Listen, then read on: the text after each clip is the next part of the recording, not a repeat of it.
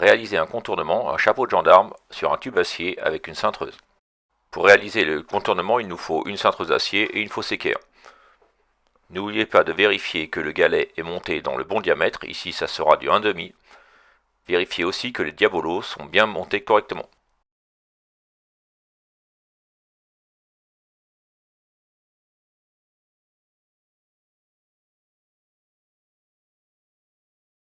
Pour faire un contournement, il faut d'abord déterminer la hauteur du contournement. Alors je trace un axe avec le milieu du contournement et ici on va passer par-dessus un PVC de 40. Il faut rajouter 10 mm pour passer au-dessus et enfin rajouter un demi-diamètre du tube qui passe par-dessus l'obstacle. Ici c'est du 1,5, donc la cote sera aussi de 10 mm. Enfin, ça nous fait une hauteur de 4 cm. On trace donc un trait à 4 cm, ce qui va donner deux traits d'axe parallèles. On place à nouveau le sommet du chapeau de gendarme, mais à partir du chapeau de gendarme, on va utiliser encore, comme auparavant, la fameuse cote minimum. Pour le 1,5, elle est de 12,5. Et là, je me sers de mon mètre comme un compas, de façon à tracer deux traits d'axe, qui sont les traits d'axe minimum de cintrage. Je les trace. Voilà. Le deuxième. Et là, on va voir des angles apparaître. Voilà, 1, 2 et 3. Et je vais le mesurer avec une fausse équerre.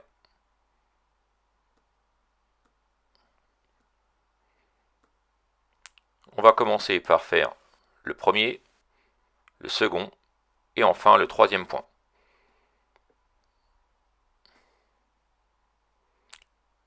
Maintenant, en fonction de l'axe du chapeau de gendarme, je vais placer le premier, le point numéro 1, en se mettant comme moi, vous allez placer le point numéro 3, et on va terminer avec le point numéro 2. Attention à bien prendre les écartements tracés. 1, 3 et 2.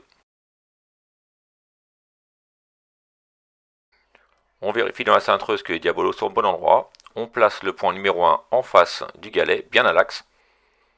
On referme la flasque. On va pomper jusqu'à mettre le tube en tension. Voilà, et on va prendre notre fausse équerre et on va cintrer à l'angle souhaité. Enfin, on dessert. On vérifie. Et là, je vois que mon angle est parfait. On va maintenant donc placer le point numéro 2 dans la cintreuse, toujours à l'axe, en face du vérin. Attention, sur le chapeau de gendarme, il faut bien vérifier que le tube soit plan. On ne cherche pas à avoir un guidon de moto. D'accord, on veut quelque chose de bien axé. Voilà, je vérifie que ça soit bien plan. Et seulement à partir de ce moment-là, on va cintrer à nouveau avec la fausse équerre comme référence. On dessert, on vérifie à nouveau. Alors maintenant, on va mettre le point numéro 3 en face de l'axe et on va retourner notre tube en position.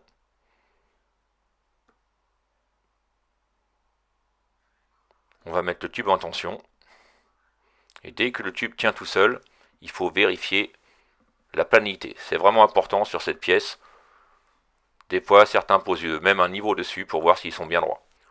Et on va cintrer jusqu'à ce que les deux tubes soient alignés. Alors, on peut utiliser aussi la fausse équerre. Moi, j'utilise l'œil. Voilà, là, on voit qu'il en manque un peu. On resserre, on cintre à nouveau. Et on vérifie.